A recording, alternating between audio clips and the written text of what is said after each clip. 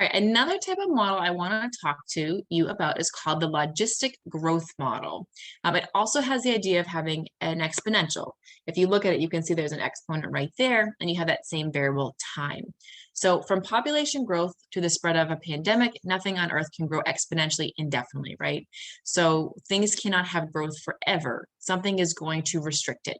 That could be resources such as food, having enough water, space, whatever it is. So even with the human population, right, it can't go on forever just growing. We would run out of food and water and space and so on.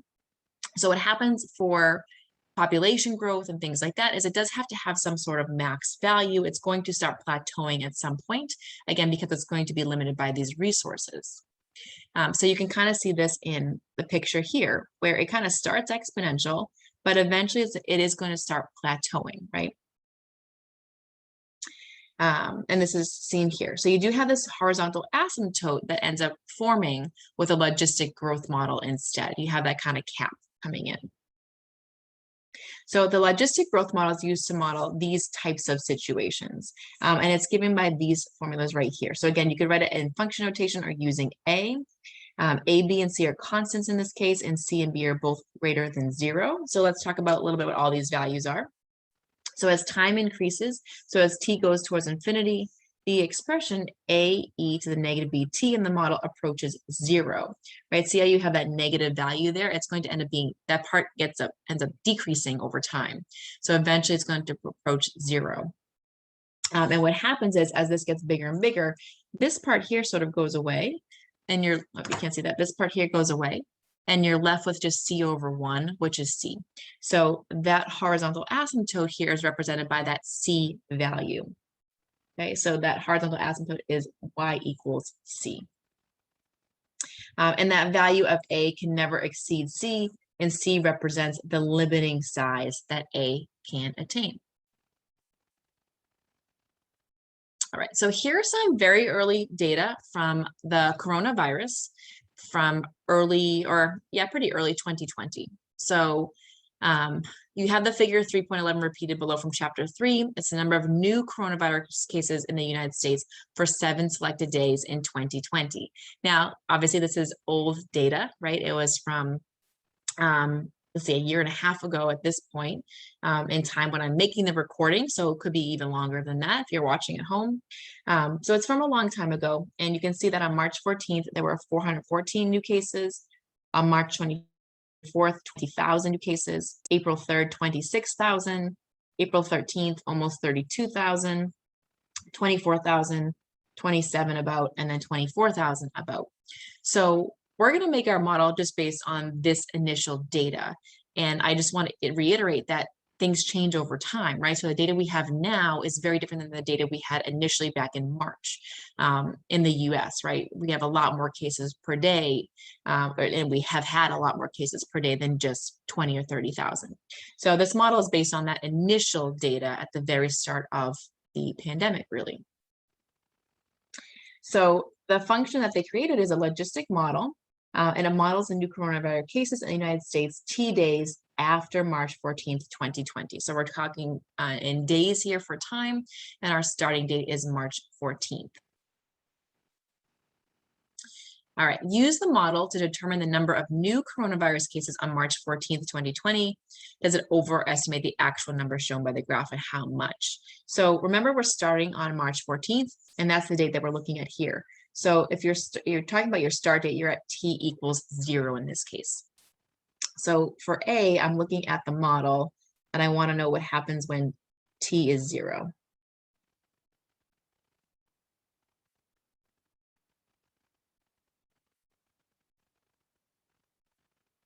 So I just take that t and I'm going to replace it with 0. So I know it's hard to read, it's right there, that t. And I get 26,462 on top, 1 plus 62. Now this becomes e to the 0 power. Remember that anything to the 0 power is just 1. So this becomes 1 plus 62 times 1 is just 62. So I have 26,462 over 63.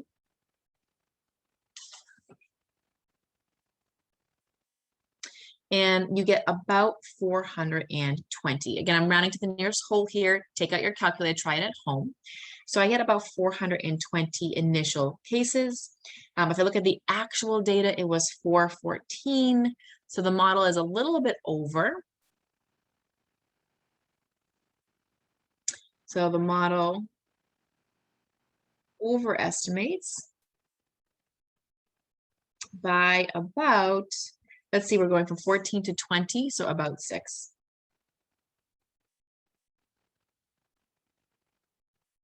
So a little bit of overestimation there.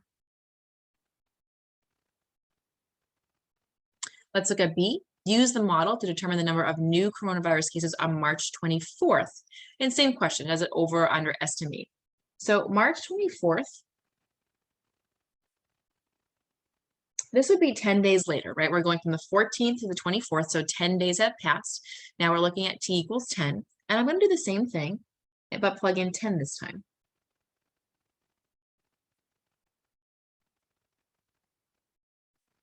Oops, to the negative 0.53 times 10.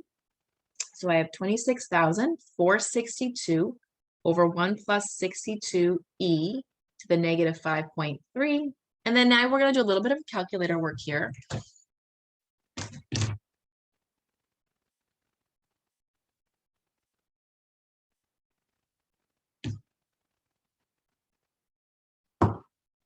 All right, again, I know it's hard to see, but I just kind of show you the basic steps. So I'm not going to worry about the numerator yet. I'm going to focus on the denominator and make sure you're using order of operations here. So actually, I'm going to do the exponent first. So I'm going to do e to the negative 5.3.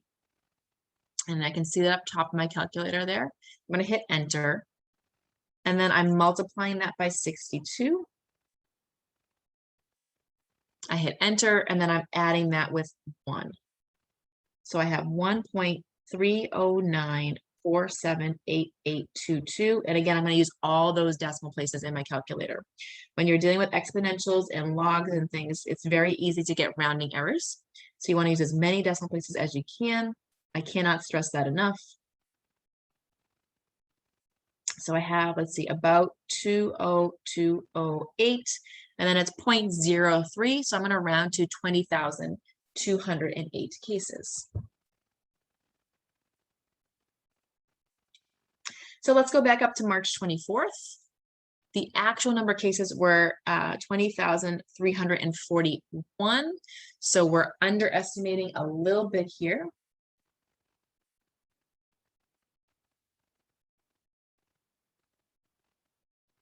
So it was 20,341 minus 20,208, and I get about 133 cases. Okay, so a little bit of underestimation at this point. But still pretty good. 133 is not too much compared to 20,000. According to the model, what is the limiting size of the function, which is the number of new coronavirus cases in the US? So remember, going back up here, that C value there gives you that horizontal asymptote. That is your limiting size. And the C value is always in the numerator. So if I go to my model, this right here is my C value. So that's going to be my limiting size right there. So what happens is the number, or 26,462 is the limiting number of new coronavirus cases in the US. And this was done daily, right? Number of new daily. This is part C here. So one thing I will note is that this model was based on very early 7 days of data, right? So you're seeing using that logistic model, which seems to model pretty well, right? Our values are pretty close here. It does seem to kind of spike early and then looks like it's sort of flattening a little bit. At that time, this would have been your limiting number. However, we saw that, just those initial initial 7 days, but those early 7 days of data, things changed very, very quickly. So obviously we can have much more than just 26,000 new cases a day in the United States. We've seen that. But based on just the initial data, this was, the initial projections just based on early data. But of course that can change over time and in both directions, right? So you want to keep in mind that when we're modeling, we have to be careful of how the data is changing and making sure we're staying up to date. And then also remembering that we're not going too far the scope of the data. So when I'm making these predictions and I have data from March through May, I don't want to go out to next May. That's too far away. Too much can change. I may be looking at the next 2 weeks or a month using this model here.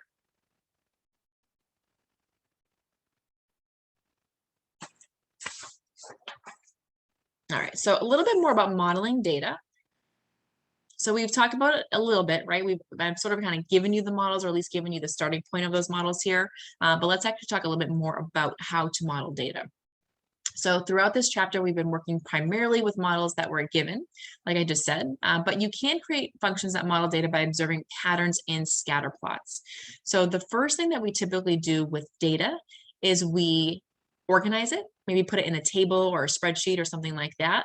Obviously, make sure it's collected in an accurate and ethical way. And then we graph it. We want to see if there's a pattern there. Visuals are so helpful in mathematics. So here are some examples of just kind of very clear scatter plots, right? And here you can see the first two look like exponentials. This looks like an exponential curve that's increasing, so a growth curve. This looks like an exponential curve that's decreasing, so a decay curve.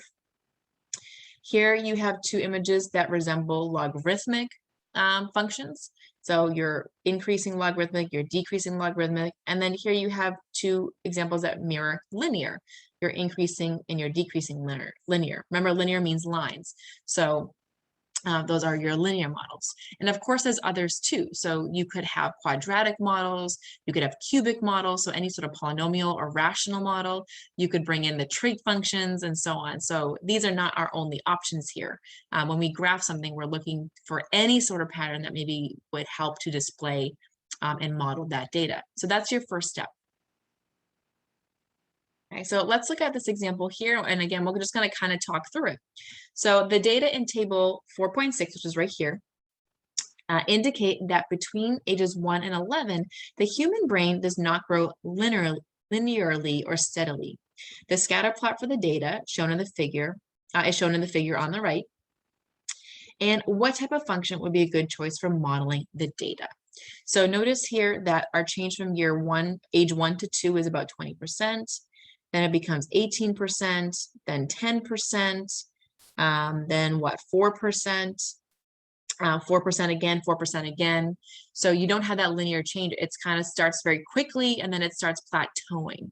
So thinking about those images above, what could be a good example of that? Well, for me, the one that's jumping out is this one right here, where the growth kind of starts very quickly at the beginning and then it sort of starts to plateau there. So this could be a logarithmic example. Okay, so because the data in the scatter plot increases rapidly at first and then begins to level off, the shape suggests a logarithmic function would be a good choice. Now, I will say that when we're modeling, that visual is your initial guess, but it's not 100% always accurate. So this is what I think is modeling the data, right? My guess would say, oh, let's try a log function, see if that models the data well. But we would now use technology. Let's create that model and also to test that model and see if it actually is modeled well by a log function. So to actually obtain a model, which would be the equation using the data, we would now, after we've looked at the image, go to technology for assistance. And your TI 8384 calculator can do this as well. On the calculator, there's an option to compute what's called logarithmic regression. And what happens is you input your data into the calculator and your calculator uses all that data and it spits out the best model that represents that data. You do have to tell it which kind of model to use though. So I would input the data and I would suggest to my calculator, hey, use a logarithmic model. Or I would suggest to my calculator, use a linear model, etc. So you do have to tell your calculator what model that you're thinking of. But they would then compute the values and give you that equation out of what would be the best fit for the data that you gave them with that given model. And your calculator can do this with other functions too. In the statistics classes you often see, or if everyone is taking statistics as well, we tend to do this a lot with linear data.